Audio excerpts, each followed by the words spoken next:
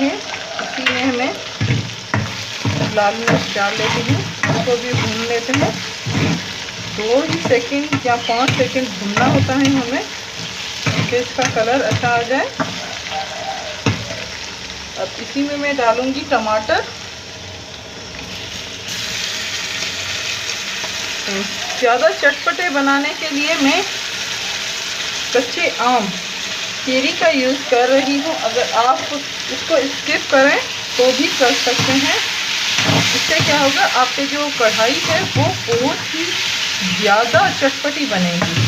And अभी आपको टमाटर बहुत ज़्यादा लग रहे हैं, बाद में जब इस बहुत गल जाएंगे तो ये नॉर्मली अपनी शेप में आ जाएंगे, तो आपका जो चिकन है वो ऊपर आ जाएगा। एंड ग्रेवी भी हमें इतनी नहीं करनी, तो बहुत ही अच्छे लुक देगा जब ये सारी चीज़ें